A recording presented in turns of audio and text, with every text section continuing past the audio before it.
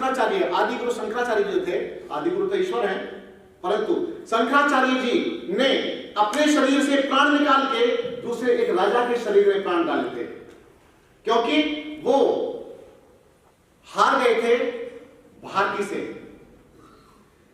मंडन मिश्र की पत्नी थी भारती, उसने कुछ प्रश्न पूछे थे गृहस्थ संबंधी, इस कारण से वो अपने हार तो नहीं मानी, लेकिन उसका समाधान खोजने के लिए गृहस्थ में गए थे शरीर त्याग करके।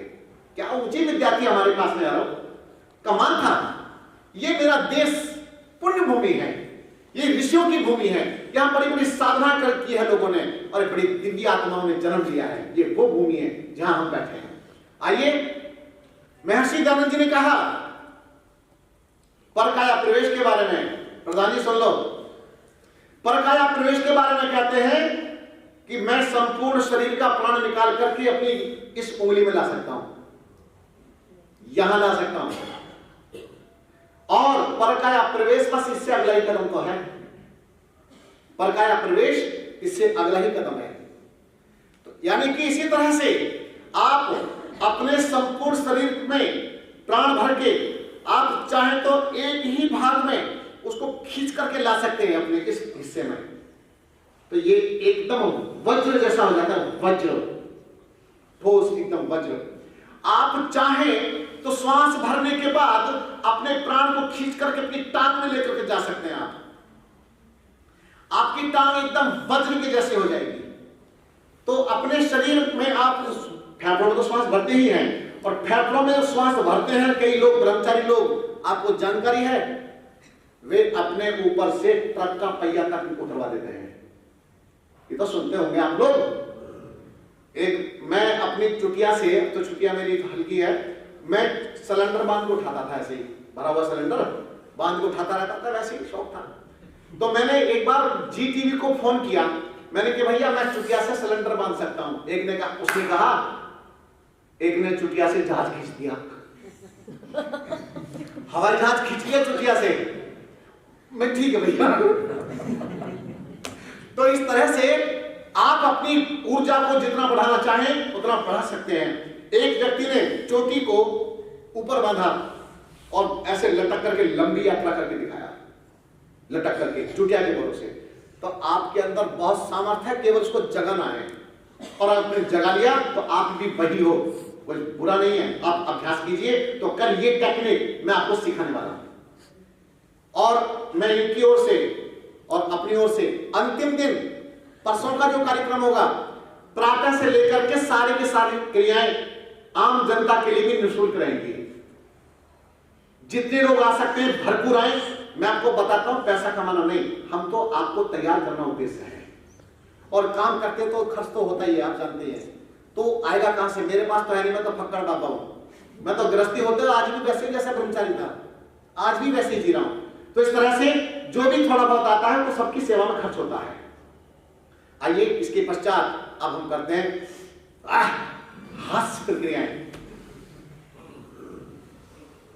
हंसना सीखो मेरे भाई, सब रोगों की एक दवाई। जो चाहो कल्याण तुम प्रातः छोड़ो शैया, भ्रमण करो खूब हंसो स्वस्थ रहोगे भैया। मैंने लगभग 1200 छंद लिखे हैं, 17 पुस्तक है मेरी अपनी। तो इस तरह से आप प्रातः काल में जल्दी उठ करके अपने, अच्छा शीशा तो देखते हैं ना, शीशा, और कई लोग तो ऐसे भी थोड़ा निकल के एक बार फिर देख लेते हैं कैसा लग रहा है। शीशे का तो ऐसा समझो, अगर आपके घरों से शीशे हटा दिए जाए, आपके बच्चों की आधी ब्यूटी खत्म हो जाएगी।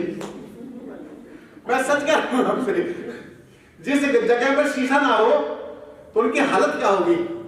क्या मोम शीशा ही नहीं है कोई। तो ये बताओ, मां से मोम बन गए और पिता से डैड बन गए। तो डैड और मॉम बनने की आवश्यकता नहीं, मां बनिए, माता बनिए, और ये मम्मी तम्मी का ही काम मत कीजिए। तो आइए, इसके बाद में हमारी सबसे पहली हंसी है जिसका नाम है मूक हंसी। स्टार्ट, 1 2 3।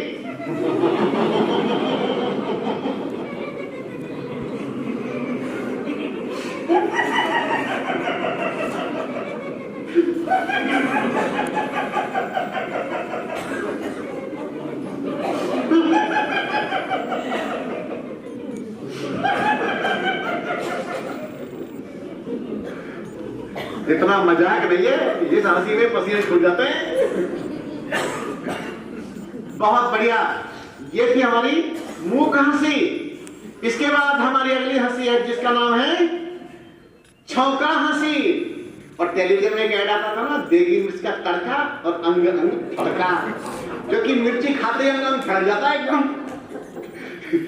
इसके बाद अपने हाथों का से हिलाइए, हिलाते जाइए। एक, नहीं मैं बोलूंगा, 2, 3 करते हुए हाथ ऊपर, हवा निकालिए। और यार गलत कर रहे हो भगवान, आवाज तो निकालनी नहीं, हाथ तो करना नहीं, मुंह से हवा निकालिए। फिर देखिए, मुझे मेरा मुआयना कीजिए, मुझे देखिए। फिर 1, 2, 3 हाथ ऊपर और निकालो हवा मुंह से।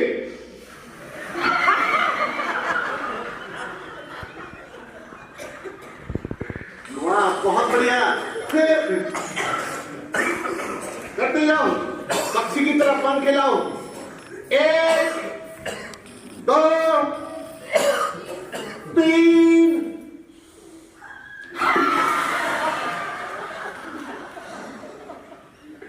आपको मैं एक बात बताता हूं, 10 साल के बाद भी मेरा हाथ देखो तो ऐसे भी लगे, ऐसे सेट हो गए हैं। एक बार एक योगाचार्य जी ने और शास्त्री जी थे, नागपुर की घटना है, मेरी हंसी की क्लास ज्वाइन की। अब उन्होंने सोचा कि मैं भी अपनी इसमें हंसी की क्लास कराता, क्या कि जो दिल से नहीं हंसता ना, वो क्लास में भी नहीं करा सकते ढंग से। तो वो हंसी की क्लास जैसे तैसे करा रहे, और गलती से मैं पहुंच गया और चुपचाप, और जब उन्होंने देखा मैं पीछे जाके ऐसे बैठ गया, और उन्होंने मुझे देखते क्लास ही बंद कर दी। आज की क्लास ये समाप्त की जाती है। और मैंने कहा शास्त्री जी करवाओ ना, बोले नहीं बस समाओगे। ऐसे नहीं, आप दिल से हंसिए, क्योंकि या तो मस्ताना हंसे या रब जिसे तौफीक दे, वरना इस दुनिया में कोई मुस्कुरा सकता नहीं। अपना चेहरा बढ़िया रखिए, प्रसन्नचित्त रखिए, और फिर जीवन जीने का आनंद देखिए। इसके बाद हमारी अगली हंसी है जिसका नाम है चैतन्य हंसी। दोनों हाथ ऊपर कीजिए, सोच लो दुनिया अपने बाप की है, चश्मा निकाल के देखो। 1, 2, 3।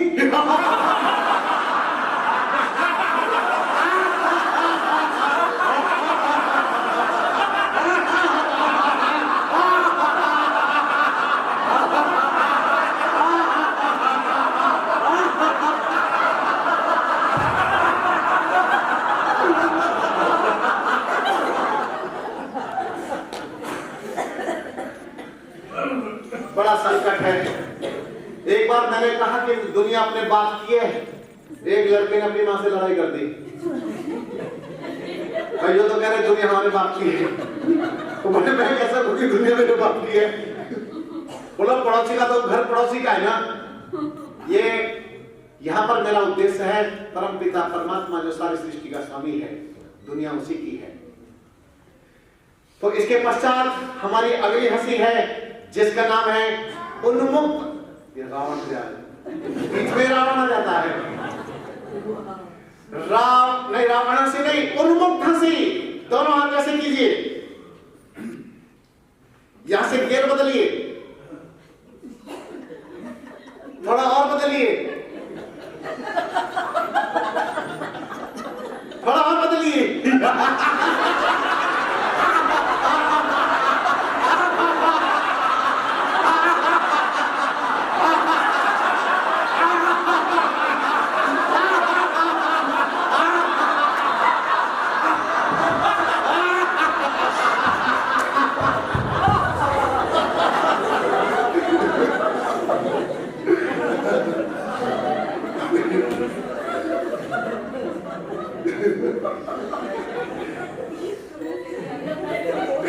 इसके बाद हमारी अगली हंसी है घूंघट हंसी। भाई माताओं बहनों, आज मैं थोड़ा सा घूंघट निकालो। आज थोड़ी देर के लिए मुझे जेठ समझ लो। जेठ लगूं। अरे करो माता, तो हंसी की क्रिया है, हंसी का है। और चाहो तो आप भी कर लो भैया। अच्छा आश्चर्य की बात देखो, ये महिलाओं से तो घूंघट करा, पुरुषों ने नहीं कर। मैं कहता हूं कि 1 घंटे के लिए घूंघट करके देखें, दादी दादा नानी नाना सारे याद ना आ जाए। चलिए खींचो लंबा घूंघट।